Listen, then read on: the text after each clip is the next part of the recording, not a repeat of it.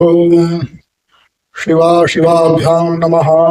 एक बहुत ही महत्वपूर्ण प्रश्न हमारे पास आया है। ये प्रश्न करने वाले हैं प्रांजल दुबे, चकिया जजवारा, अयोध्या जनपद के निवासी हैं। इन्होंने प्रश्न किया है कि बहुत सारे कथावाचक भ्रम की स्थिति पैदा करते हैं और कहते हैं कि बांस वंश का प्रतीक है। उन्होंने कहा कि इस पर आप प्रकाश डालें, क्या बांस वंश का प्रतीक होता है अथवा बांस जलाने का क्या कहीं निषेध है? इनका प्रश्न है। अगरबत्ती जलाएं या न जलाएं इत्यादि इनके प्रश्न हैं। तो इनका समाधान करना चाहता हूँ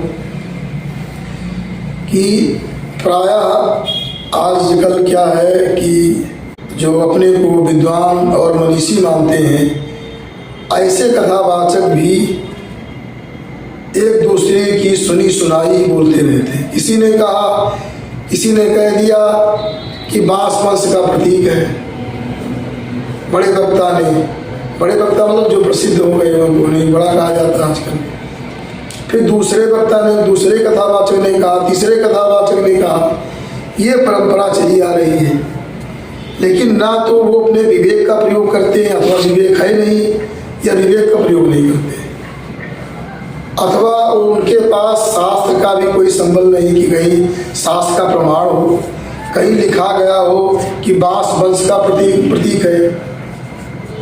अरे बांस वंश का प्रतीक कैसे हो सकता है? अरे वंश एक अर्थ, वंश के कई अर्थ होते हैं। बांस भी हो गया, एक वंश होता है, तो वंश का प्रतीक कैसे हो सकता है? जो होता वही होता है। बांस काटा जाता है। अगर मान ले कहते हैं लोग कि बांस वंश का प्रतीक है, तो बांस काटा जाता है, तो उसे वंश कट जाता है। अरे बांस तो काटा ही जाता, बांस काटने के लोग लगा नहीं रहे हो और वंश का प्रतीक मान रहे हो।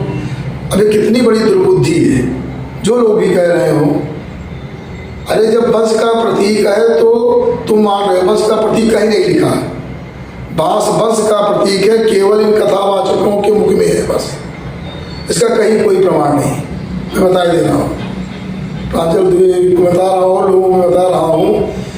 इस तो ऐसा कहीं नहीं लिखा है कि बांस वंश का प्रतीक है। यदि बांस वंश का प्रतीक होता तो बांस काटा नहीं जाता। लगातार बांस काटे जाते, ना काटे जाएंगे तो कैसे? बड़े बड़े यज्ञ होते हैं, छप्पर छाए जाते हैं, जो मंडप छाया जाता है बांस, उसमें अधिक मात्रा में बांस का प्रयोग होता है। ग्रामीण गाँव में भी जो छप्पर छाए जाते हैं बांस का प्रयोग होता है। बाद में छप्पर टूट जाता है, खराब हो जाता है, बांस जला दिया जाता है। बांस चाहे आप लोग चूल्हे में जलाते हैं, रसोई घर में, अथवा ऐसे जलाकर दाबते हैं, तो बांस जलाने का भी कहीं निषेध नहीं कि बांस नहीं जलाना चाहिए। अब ये कैसे? न कोई शास्त्र में ऐसा कोई प्रमाण न किसी ने दिया है। इतने इतने बड़े बड़े कथावाचक बोलते चले जा रहे हैं बांस को नहीं जलाना चाहिए, बांस वंश का प्रतीक। तो ये उनको कहना चाहिए भाई कहाँ लिखा है बांस नहीं जलाना चाहिए? तो ये भी गलत है। इस प्रकार से ये लोग पता नहीं कहाँ से क्या भूल जाएंगे, कोई पता नहीं रहता है। और ये जनता ऐसी है, अरे भाई इतने बड़े प्रवक्ता बोल दिए, वो कथावाचक गलत थोड़ी बोलेंगे, बस मान लेते।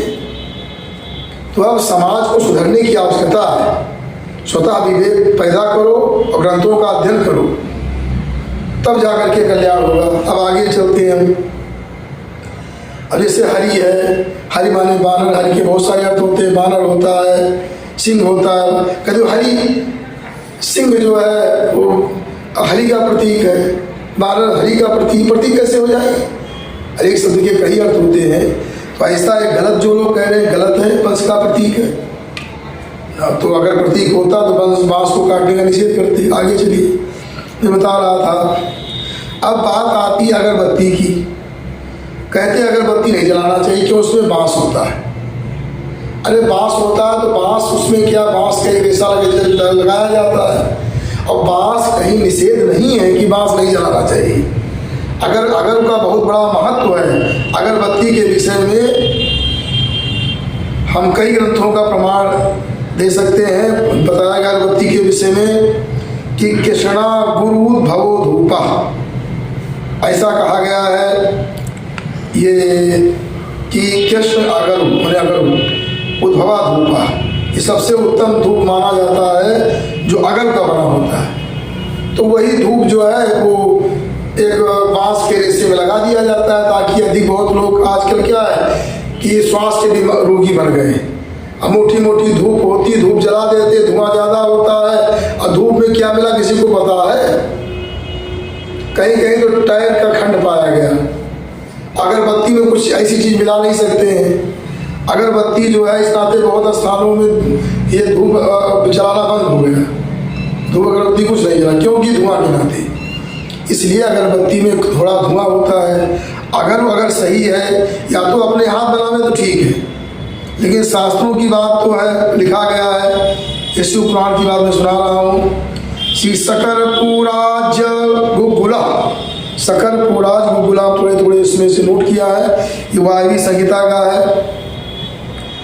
अध्याय 32 और श्लोक 35 का ये है।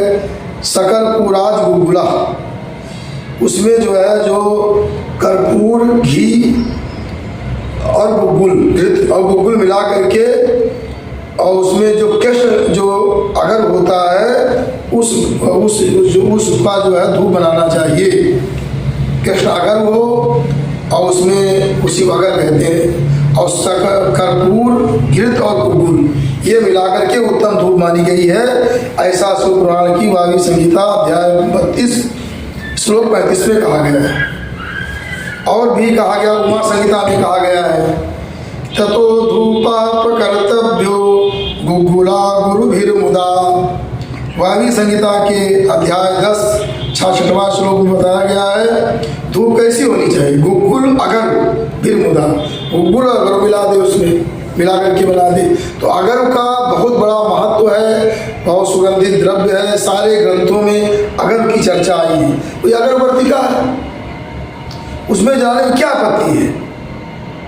सुंदरकांड में भी ऐसा आया है कि धूम धूम राम गरु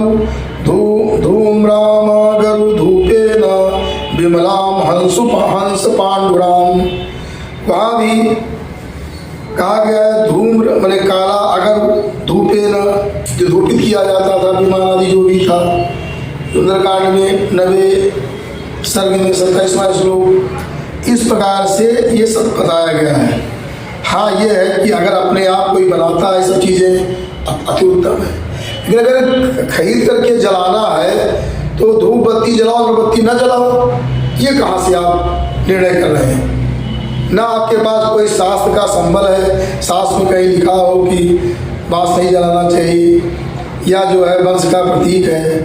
तो मनमुखी जो है ये बोलने की परंपरा हो गई। मनमुखी क्या अपना विवेक पैदा नहीं करते हैं, शास्त्र का चिंतन नहीं करते हैं। एक ने कहा, दूसरे ने कहा, तीसरे ने कहा, इस नाते समस्याएं पैदा हो रही। तो मैं बताना चाहता हूँ। और आगे की बात ये, कुछ लोग ऐसा भी कहते हैं, जैसे कहते हैं कि मुसलमान लोग जलाते हैं इसलिए हम अगरबत्ती नहीं जलाना चाहिए। अब ये कौन सा बात है। मुसलमान बहुत काम करते हैं। अब नदियों में, सरयू जी में कई मुसलमान नहाते होंगे, गंगा जी में नहाते होंगे। गंगा जी का नहाना बंद कर दो, कहते मुसलमान नहाते हैं। मुसलमान ट्रेन में चलते हैं, वायुयान में चलते हैं, सब जगह चलते हैं, तो यात्रा बंद कर दो। ये थोड़ी कि मुसलमान जो निषिद्ध काम करते हैं, जो निषिद्ध कार्य वो नहीं करना चाहिए। ये नहीं मुसलमान ये करते तो हम ये नहीं करेंगे, तो ऐसा कोई उत्तर नहीं होता है। इसलिए शास्त्र के अनुसार ही विचार करके, अब नया कुछ जैसे पहले लोग पैदल चलते थे, बाद में देखिए अनेक प्रकार की साइकिल हुई, मोटरसाइकिल हुई, कार हुई, ट्रेन हुई, अनेक वायुयान है, सब लोग प्रयोग कर रहे हैं। वैसे अगरबत्ती थोड़ा जैसे लोगों के अंदर थोड़ा रोग बीमारी या श्वास में समस्या होने लगी, अगरबत्ती बन गई पतली, थोड़ा उसमें धुआं होता है, इसमें कौन सी परेशानी हो गई। जो देव कथावाचक बस यही बोलेंगे ये वंश का प्रतीक है, बांस वंश का प्रतीक से नहीं लाना चाहिए। अरे किसी का जान ले लो, काट डालो और उसको जलाने में आपको बहुत बड़ा अपराध लग जाएगा। ऐसी सी बुद्धि पता नहीं कहाँ से लाते हैं। स्पेशल बुद्धि कहीं से रखते हैं, कहाँ इनको ये बुद्धि मिल जाती है। तो ये सब इस जो है भ्रम में नहीं पड़ना चाहिए, स्वतः थोड़ा विवेक पैदा करना चाहिए। और क्योंकि जब तक विवेक स्वतः नहीं पैदा करेंगे तब तक नहीं तो आप ऐसे भ्रम में पड़े रहेंगे। कोई कहेगा धूप बत्ती नहीं जलाना चाहिए, धूप बत्ती में टायर में या क्या क्या मिला देते हैं। कोई कहेगा ये नहीं करना चाहिए, वो नहीं, कितना बदलेंगे आप। इसलिए सबसे उत्तम है कि आप स्वतः, हमने बता दिया है, धूप बना लो, बना करके करो। और नहीं बना पाते हो चाहे अगरबत्ती जलाओ चाहे धूप बत्ती जलाओ, इसमें कोई अंतर नहीं है। धूप बत्ती अगरबत्ती में कोई अंतर नहीं, धूप बत्ती जलाओ अगरबत्ती न जलाओ ऐसा नहीं है। इस प्रकार से मैं प्रांजल दुबे ने जो पूछा था उसका हमने समाधान किया। और मैं सभी जो श्रोतागण हैं, ये दुर्वासा आश्रम परशुराम मंदिर से यथार्थ बातें आपको बताई जा रही है, इससे जुड़िए।